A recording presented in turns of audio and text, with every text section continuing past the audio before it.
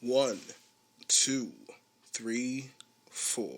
Chant down Babylon kingdom, Natty make we chant down Vatican now. Bang bling bling, chant down Babylon kingdom, Natty make we chant down Vatican now. Chant down Babylon kingdom, Natty make we chant down Vatican now. Bang bling bling, chant down Babylon kingdom, Natty make we chant down Vatican now. What up, y'all? It's the Babylon 5 podcast. It's your boy. It's your boy, Jermaine Event. How you guys doing? It's episode 137. I'm calling this bad boy Perfect Night Out because I just had what I could only describe as the perfect night out. And I would hope you guys, I would wish this night out on everybody.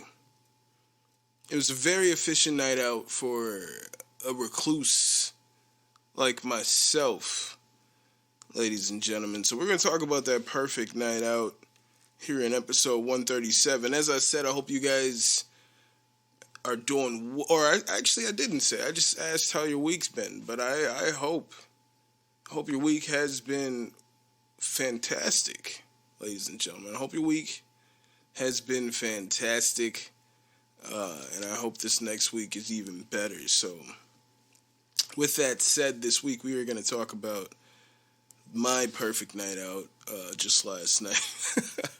Episode 3 of Season 3 of Atlanta, The Old Man and the Tree.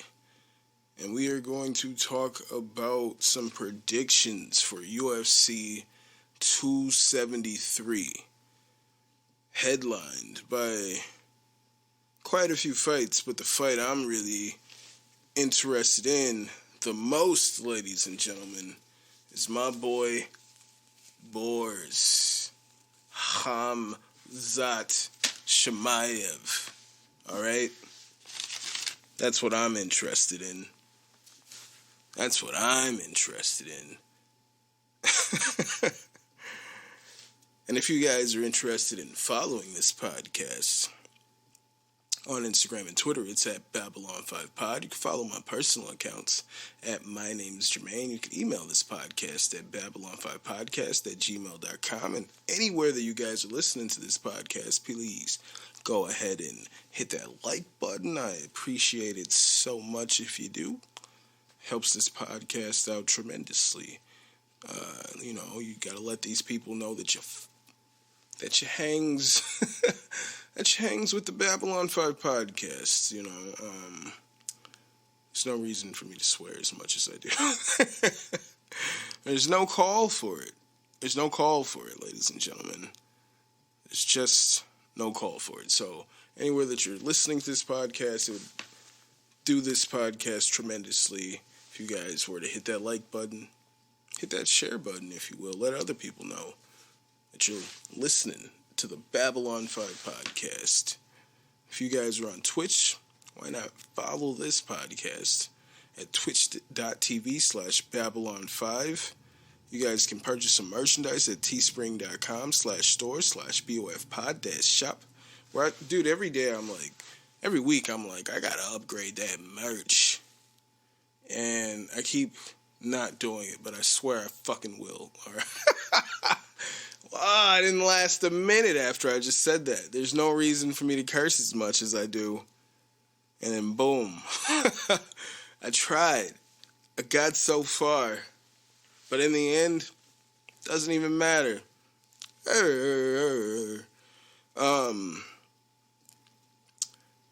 Yeah.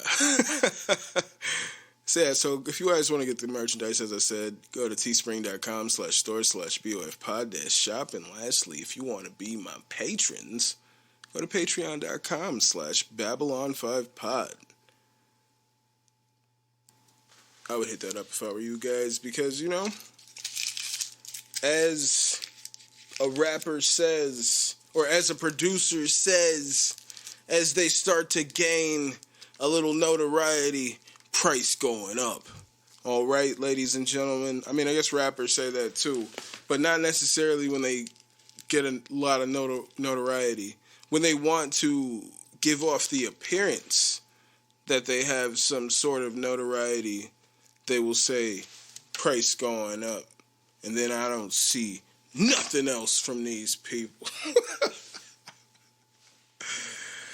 Anywho, I just had the perfect night out, alright? I'm a fucking recluse, as you guys should know. I don't be out here in these streets. Mainly because, it be fights, I usually be watching the UFC fights. I usually just don't go out. I'd much rather watch these fights. But even in general, I just don't go to bars and shit like that. I don't know, nigga. Like, drinking in public gives me fucking anxiety, nigga. Like, I'm pretty sure I talked about it here, but nigga, I went to detox and had a 0.73 blood alcohol level. You know what I'm saying? And they thought I was gonna die. But, ever since then, I didn't, slow down my drinking at all for years after that. But I would black out easy.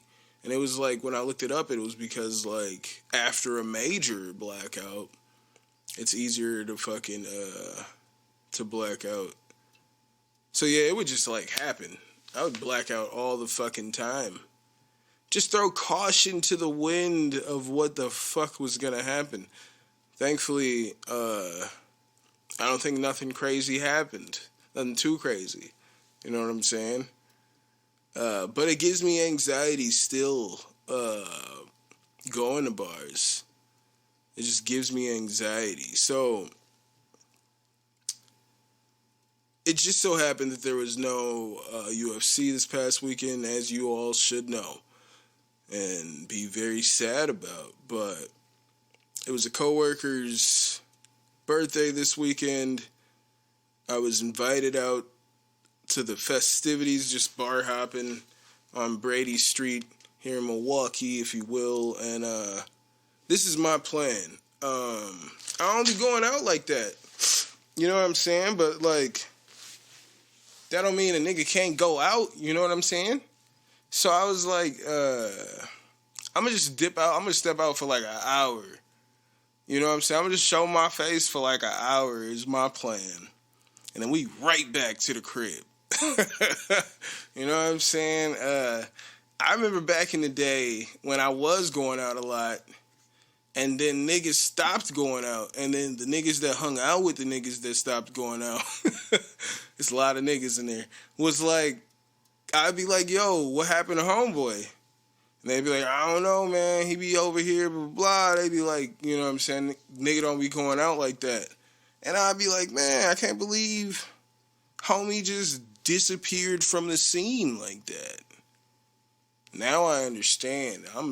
But at least I want to show my face for a second. So I was like, let me go down there for an hour and then bounce. And so I meet coworkers over at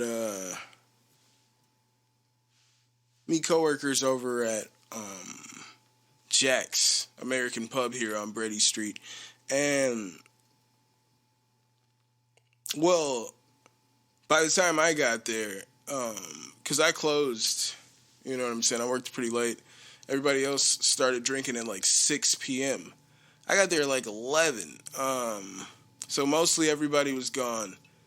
And the coworkers whose birthday it was started puking in the little alleyway on the side of the bar, pretty much 5 minutes after I got there, 5-10 minutes after I got there. And she was like, yeah, I'm getting out of here. Called an Uber, bounced. And then it was just two of my other coworkers, and these two gentlemen were like, yo, let's go to, it's a arcade bar restaurant over at, called Up Down, over there on Brady Street. They're like, yo, let's go to Up Down. But for me, the night was the coworker's birthday. I showed up for that. That coworker's gone, so there I have no more obligation, and I ain't even have to go in the fucking bar. All right, and I got home. It was like 30 minutes tops, nigga. Ooh, I was home by 11:30, nigga. That was nice. That was nice, nigga. I got there at like 11 and I was home by 11:30, nigga. Ooh, if that ain't the perfect night for you, I don't know how young your ass is. But my 32-year-old ass, I'm in my 30s. My 32-year-old ass, nigga, that was the perfect night out. 32 minutes or some shit like that. You know what I'm saying? That's what I need. That's how much time I got out there in these streets. You want 3 minutes, nigga? You gonna have to wait till November 30th. All right? You get 32 minutes out there in these streets of your boy Jermaine event. That was a perfect night out. So shout out to y'all. Anybody, if y'all want to invite me out, and if y'all want to start drinking at 6, I will show up at 11 for about 20, 25 minutes. And then I'm out of there.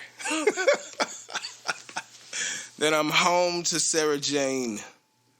I'm out of there. All right. But yeah, that was the perfect night out. So shout out to y'all.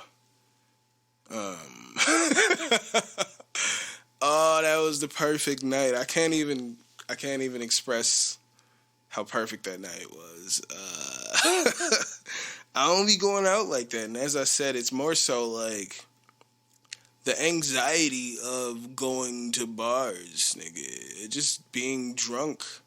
Just being too drunk in a public setting. That's not the look. That's not the look, bruh.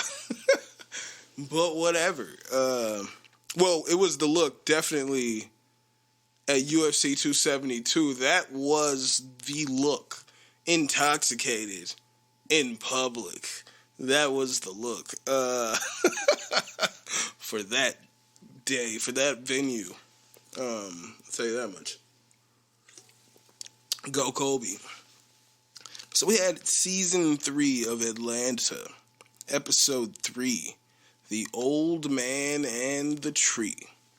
I just watched it again for a second time because I was like, I guarantee I missed like 1,000 things in here that I'll probably try to pick up on in the second viewing. So they go to this billionaire mansion party.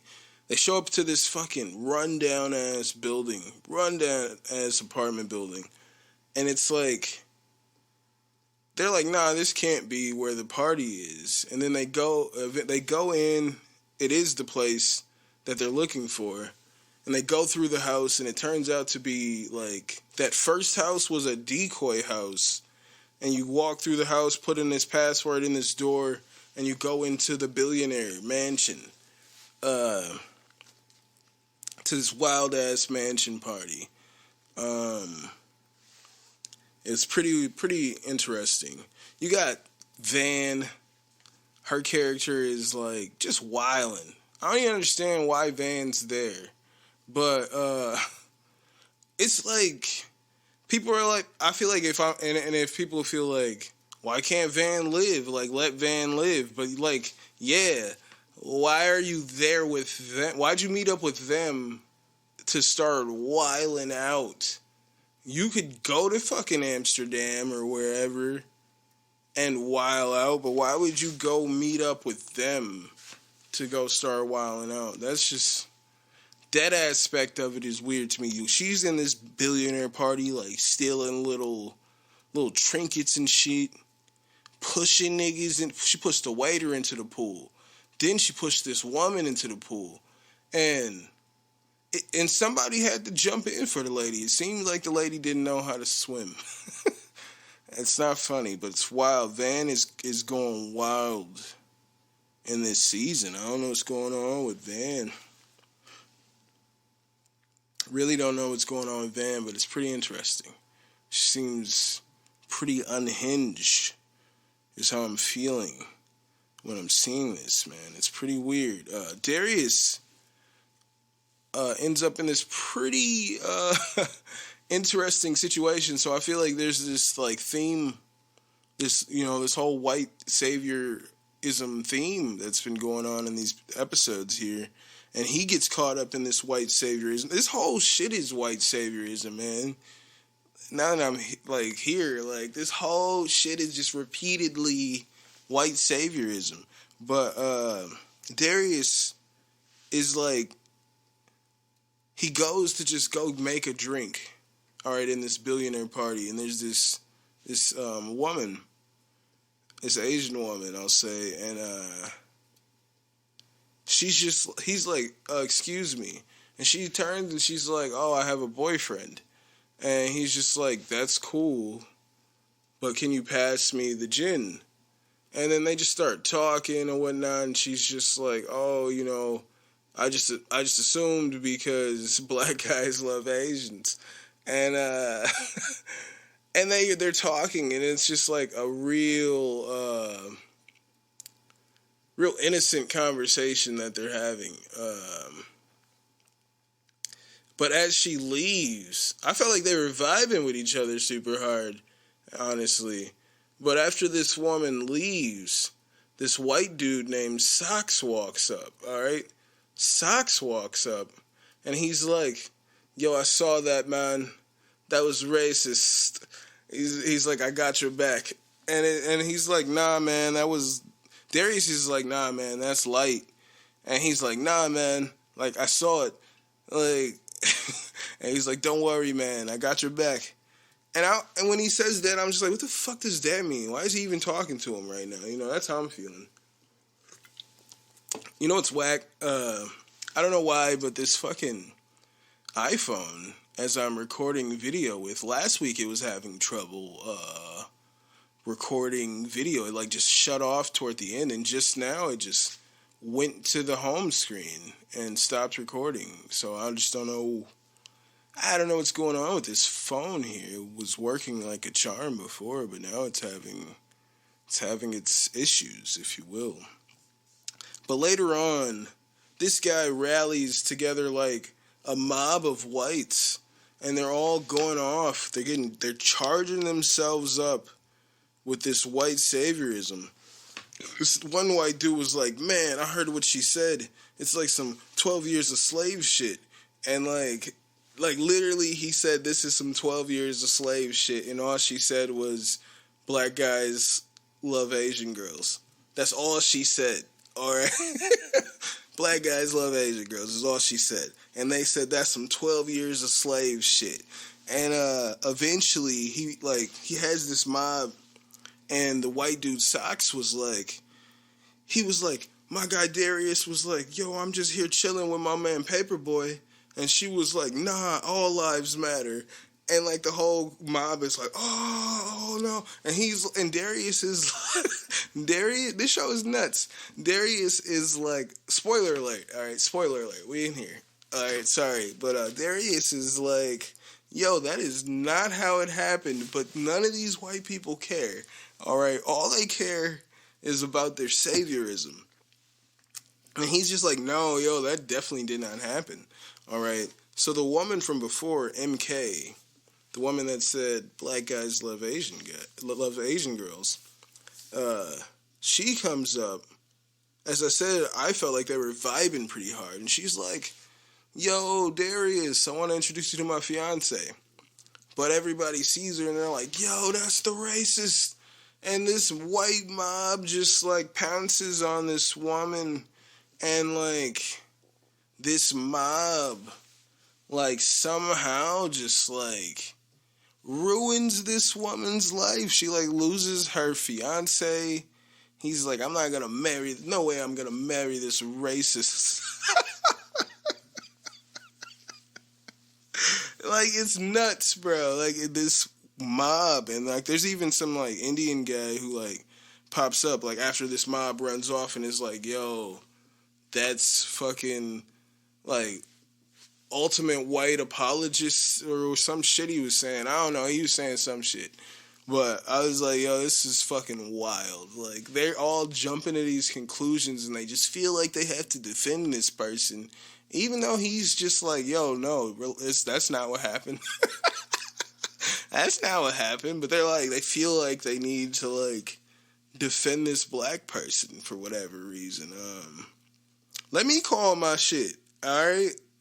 Let me call my shit when I'm offended, okay? That's crazy. That's fucking crazy. And don't question when I'm offended. But, like, let me call my shit. You know what I'm saying? Don't tell me when I should be offended. I'm smart enough to know when I should be offended. That's just wild, bro. Like, and I love that they put Darius in that situation. He just, like, it's like even with, like, the Teddy Perkins episode in season 2, like, he's just the kind of person to just get, like, swept up in such a wild-ass situation, like, without even being able to, like, say too much. He just gets swept up in this situation. It's nigga shit, nigga shit, nigga shit. This episode's dope. It's pretty dope. I didn't really understand. I think I got to watch the episode maybe a couple more times to really understand everything that was kind of going on, like the undertones of the old man who, Fernando, this billionaire. I don't know, man. He, like, was playing poker with Paperboy, and then, like, Paperboy wins, and he doesn't want to pay Paperboy. He, like, just leaves or whatever. It's weird. And I felt like the whole time he's telling this crazy story to Paperboy.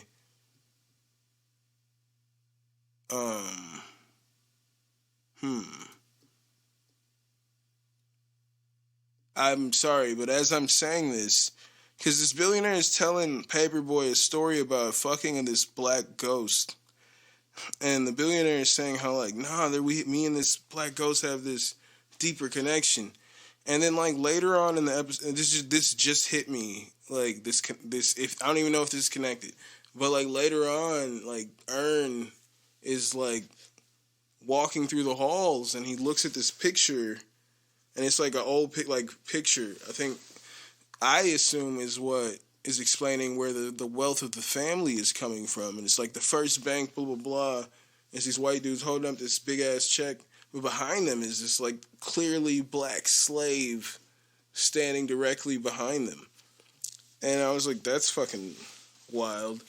But there's also this whole other, like, situation where there's this artist, and I don't even understand who this other guy is, but he's, like, investing, like, money into this UK artist. I don't even understand what's going on. But Ern somehow flips it and gets him to get Ern to be the manager while also paying Ern 25%. And then he's just giving this guy, like, the dude's music and all his art is apparently, like, just blatantly trash. But, like, it's just, they're like, fuck it, we're gonna just scam people just like everybody else does, just like white people do all the time. So I was like, damn, it's pretty poetic right here. Everything just repeats itself is the theme that they were saying here. And it's pretty amazing. But I gotta watch it again, man. Episode 3 of season 3, The Old Man and the Tree, was pretty fucking cool. So if you guys are not watching Atlanta, you should be, because we're going to talk about it every week here. We're going to talk about it every fucking week here, all right? Until it's over. We're going to talk about Atlanta. Until 3005, my nigga. We're going to talk about Atlanta. And now we're going to talk about UFC 273. And there's a couple title fights on this card. Some may know these title fights as the reason I originally bought a ticket to go see UFC 272. These two title fights were originally the title fights that were going to happen in UFC 272. I was like, oh shit, I'm going to go watch both of those title fights. And then the day I took off work and all that shit, I had everything planned. The day I got everything finalized, pretty much. Except for the room, you guys know that. They switched it to Kobe Masvidal, which probably should have never happened, looking back on it. Probably should never happened, but nevertheless, we have those two title fights. And even with those two title fights that I initially wanted to see, the main event, I believe, for me, ladies and gentlemen, and a lot of people, is Hamza Shamayev versus Gilbert Burns. We will find out here, once and for all, if Boers is who they say he is. If you are who you say you are.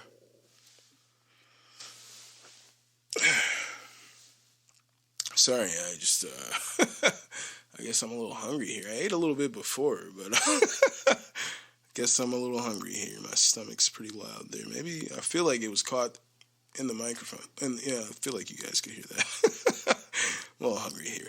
But Gilbert Burns versus Hamza Shamayev. Gilbert says that Kamaru Usman came out for a couple days, like helped him out a little bit to prepare for Hamza. He was like, Kamaru's hand, I believe, is still injured, so all he was able to do was wrestle. So he was helping him with the grappling. We all know Kamaru is a great wrestler, but I don't think it's going to compare to the level of wrestling you're going to get from Hamza Shamayev. Burns has a punching. He has great jiu-jitsu. All right, he's great power. He can knock people out. From what we've seen, this is the thing. You got the age, height, reach advantage. I think, like, Hamzat as a Swedish national champion, multi-time national champion, he just dominated Jack Hermanson, was it? Or who was it that he dominated? Yeah, Jack Hermanson, the 205er. He just ragdolled Jack Hermanson. Nah, was it Jack Hermanson? Now I think I'm wrong on that. Because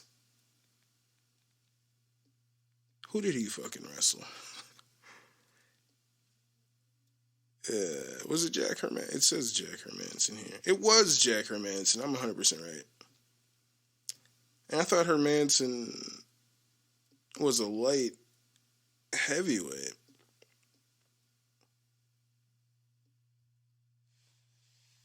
Interesting. I think he's a middleweight. I think Hermanson's a middleweight. So he just recently had a wrestling match with Jack Hermanson where he dominated Jack Hermanson. Just ragdolled Hermanson with the wrestling. I think he's going to be just too big, too strong. Like, I think he's going to be too strong. He's going to nullify the grappling. Like, because when we watch Hamza Shamayev, what he likes to do is he's not going to make a lot of quick moves and try to get you into this position. He's going to fucking get you to the ground and fucking hold you into this position. And you're not going to be able to just fucking catch an arm. He's going to hold you down in that position. And then when you put yourself in a worse position and try to get out of there, that's when he puts these hooks in. That's when he starts fucking ground and pounding, taking your back. That's when that happens. And I feel like that's going to happen in the first round.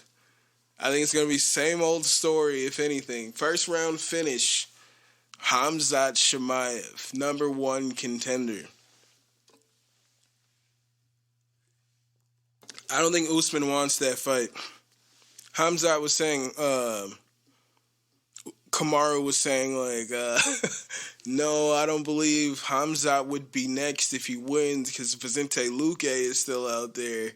So, like, he's already saying that he wants to fight somebody else before Hamza. Gilbert Burns is the number 2 ranked fighter. Colby is the number 1. Who, like, other than Colby, who else is there for Hamza to fight? And you wouldn't need to fight Colby because you're not going to give Colby the title shot next because he just lost to Usman. So you're not going to give him the next title fight. Not right now. He's got to probably beat Hamzat Shamayev is probably what he has to do. But I don't think Hamzat needs to beat Colby in order to fight Kamaru Usman. I don't believe so. I believe Hamzat Shamayev walks in there and he just dominates. He dominates Gilbert Burns is what I believe happens at UFC 273, and I look forward to seeing it. If Burns proves me wrong, that would be real unfortunate. The hype train would be done. I don't want this hype train to be over. I want it to happen. I want to see Hamzat smash everybody. I want to see him I want to see him beat Kamaru Usman. If he fucking goes in there and dominates Kamaru Usman and then says, like, Israel, you're next, like, nigga, that'll be the hypest fight ever. Him as welterweight champion moving up to fight Kamaru's homie, fucking Israel Adesanya. That would be beautiful. Beautiful. Oh, I'd be so hyped for that. I'm hyped right now just thinking about it. I can't wait. I can't wait. And I don't think it's honestly too far off. I'm telling you, Kamaru is calling to fight the winner. If he beats Leon, he's calling to fight the winner of Luque Bilal. He wants to fight the winner of that fight next. So he's already looking for an out in there because he knows what it is with Hamza. Hamza come in, smash everybody, brother. He smash everybody. Come in, smash, get paycheck. It's easy, brother. Easy, brother. He's going to be the champion, okay? I see him as the champion by the end of 2022. I don't see any reason why he's not the champion at the end of 2022. He's fighting the number 2 guy right now. He's gonna fight the number 2 guy on Saturday. Like, he should be the champion. And the only reason he would not be the champion at the end of 2022 is if I'm wrong. And this man and Kamaru Usman is really able to handle that. Is somehow his defensive wrestling is good enough to stop Hamza Shamayev. I mean, there is no recorded takedowns on Kamaru Usman, if I'm correct. There's no recorded takedowns. We did see Colby take him down to his hands and knees. They were like, nope, not a takedown. Whatever. We did see Gilbert Burns knock this man down to his hands and knees, and they were like, nope, not a takedown. They were like, nope, not a knockdown. So I think it's a little sketchy. Some of the things they're doing with Usman. Seems to always be that controversy there. If something bad happens, they're like, nah, that wasn't really a punch. Like, yeah, he landed the punch, but he ain't really land a punch. Like, let's not give him credit for it. Like, I don't know. They be doing some weird shit. Some weird shit with Usman. Giving him they give him the benefit of the doubt on everything, nigga. But as I'm saying, I got Hamza Shamayev by domination in that fight. That is my prediction. Then you have Aljamain Sterling versus Piotr Yan to unify their belts. Piotr Yan being the interim champion after fighting Corey Sandhagen in his last fight after Aljamain had to pull out of that fight. You know, the narrative coming out of that first fight is that Aljamain was in control of that fight to start. Then he got tired and Piotr Yan took over. They just put that fight up on YouTube. Go watch it. It's only like 3 rounds before that illegal knee happens. And Aljamain is definitely not in control of that fight. I don't know what y'all are thinking. Like, the highlights, they show Aljamain take Piotr Yan down, but they immediately take it off there, because if they leave it on just 2 seconds longer, like, Yan's up on his feet. It's like he gets right up. Like, you know who gets taken? Like, I think Yan takes him down like twice, knocks him down with a punch, all in the first round.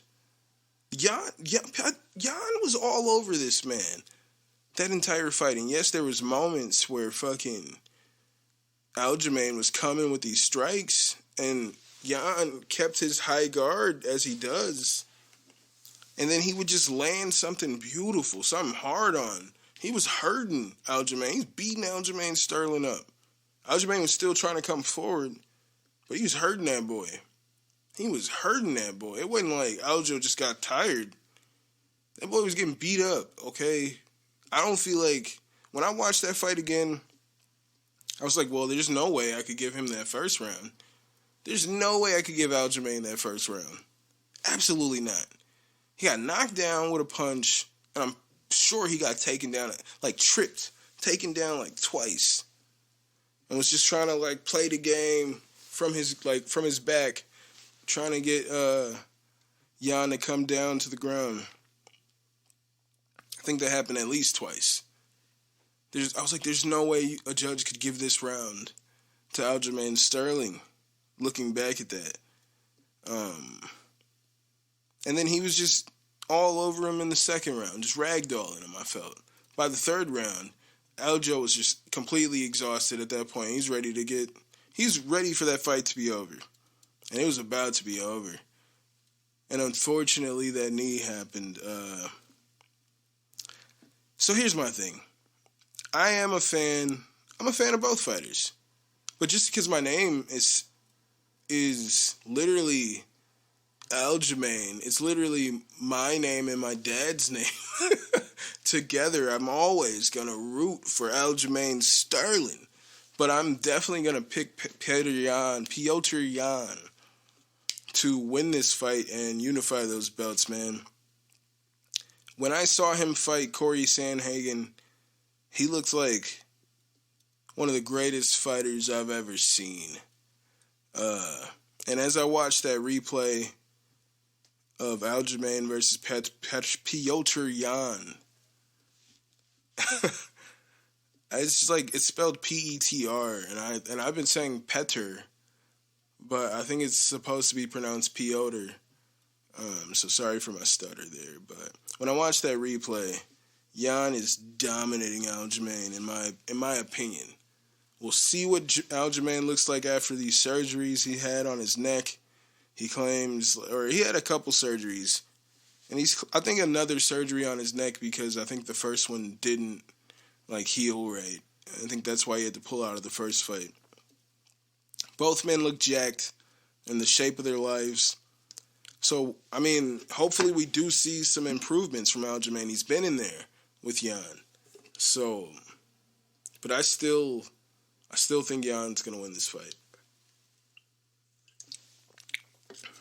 And in the main event, we got Alexander the Great Volkanovsky defending his belt against the Korean Zombie. And this is a pretty good fight here. I mean, I'm going to go with Volkanovsky. I think he's one of the best fighters, like, right now. He's definitely one of the best fighters alive. So, I mean, we've seen it. His style, he's just the man. I think he's going to get the job done. Korean Zombie, he's improved his boxing. He's improved his boxing, like, tenfold. Like, as I said, throughout the years of this podcast, I was hating on Korean Zombie's boxing because he just chases. He used to just chase his opponent rather than like circling and cutting them off. He just would chase them. And in his last fight, he improved it. He improved his footwork. So he's always been dangerous on the ground. So there's always that threat there. I think this fight is going to be very interesting. I don't know about if there's going to be a finish in this one. I don't believe so. But if there is, then, I mean, I don't know. I'm going to go with Alexander Volkanovsky to win this fight. Obviously, Alexander Volkanovsky. I don't know what's going on. I've deleted all these. I've deleted like all the old videos off my phone, but yet it still keeps shutting down as I'm trying to record these videos. So I'm not sure what's going on, but it's not. And it's just like for the purpose of the Instagram, but it is what it is.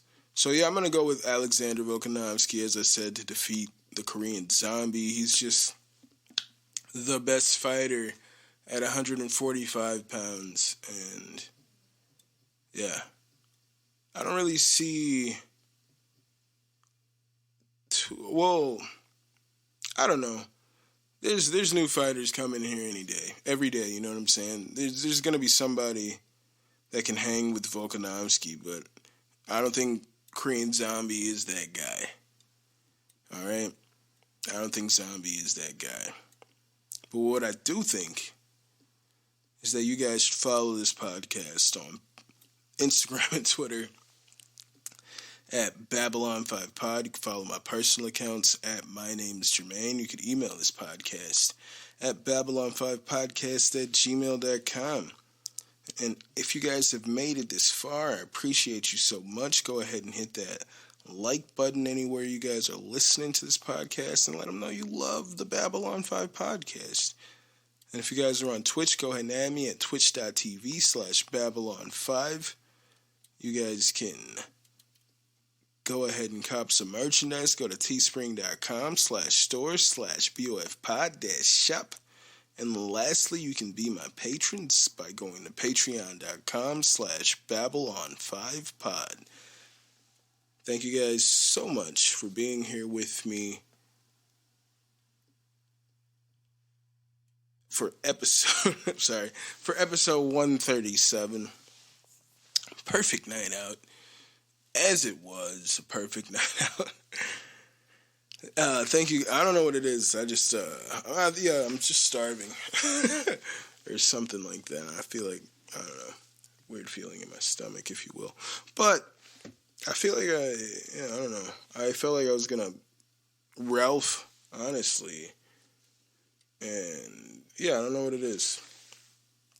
It was like as I was speaking there, I was trying not to Ralph at the same time. Is how I was feeling. But, yeah. I'll be all right. I'll be all right. As I said, hope you guys have a great week. Take care. It's just a weird way to end this podcast. I'm real sorry. I just gotta get out of here. Yeah. And I'll see you guys when I see you. Hope you're taking care of yourselves and each other. And I'll see you when I see you. I'll holla. Down Babylon Kingdom, team make me chant down Vatican now. Bang bling bling chant down Babylon Kingdom, team make me chant down Vatican now. Chant down Babylon Kingdom, team make me chant down Vatican now. Bang bling bling chant down Babylon Kingdom, team make me chant down.